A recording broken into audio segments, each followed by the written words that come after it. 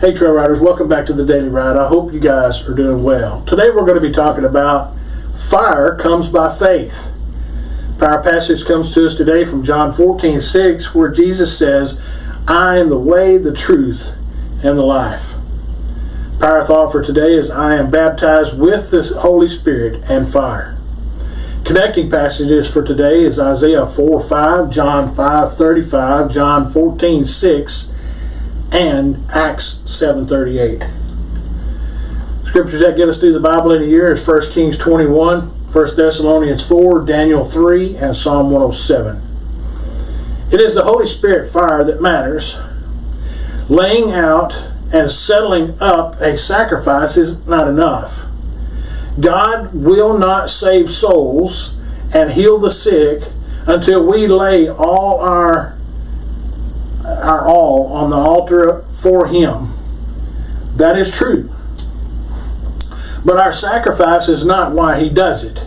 He performs His wonders of salvation and healing because of His grace and His mercy. Elijah's goodness did not generate the awesome lightning that burned up everything on the altar. The fire did not come from His holiness. Your tithes and offerings cannot buy a tiny candle flame of the celestial flame. The fire of God comes not because of our sacrifice, but because of Christ's sacrifice. Therefore, we thank God the fire is for all. Revival fire is not a reward for good people. It is God's gift. Why struggle for it? People talk about paying the price, but fire comes in response to faith. We can insist on the body of truth, but it be a cold corpse. Jesus did not merely say, I am the way and the truth. He said, I am the way, the truth, and the life. God said He would put in Zion the shining of a flaming fire. Jesus testified that John the Baptist was the burning and shining lamp.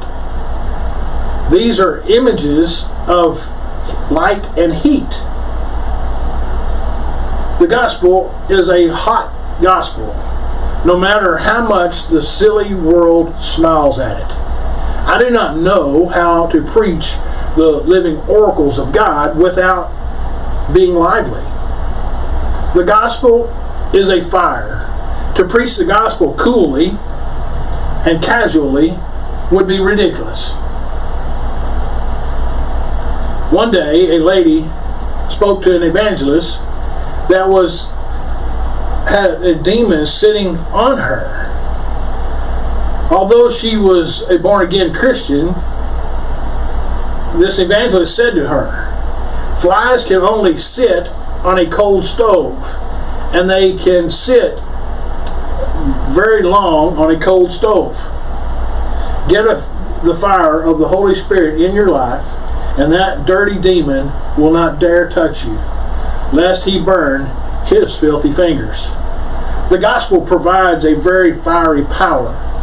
It is natural, therefore, for a preacher to be fired up. And it should be natural for you to walk in that same fire as well. Our quiet time thought comes to us today from Galatians 2:20, which says, I have been crucified with Christ. It is no longer I who live, but Christ lives in me. And the life which I now live in the flesh, I live by faith in the Son of God, who loved me and gave Himself for me. Phillips Brooks had this to say about this passage. The wonder of the life in Jesus is this, and you will find it also, and you have found it so, if you have ever taken your New Testament and tried to make it the rule of your daily life. That there is no single action that you are called upon to do which you do not need to be, of which you will be, in any serious doubt for 10 minutes as to what Jesus Christ, if He were here, Jesus Christ being here, would have you do under those circumstances and with the material upon which you are called to act.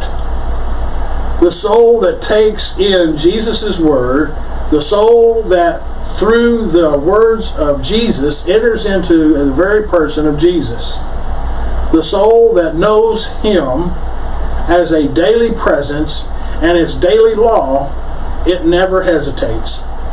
God bless you guys. I hope you'll continually follow me here on the Daily Ride, and I'll see you on the next trail ride.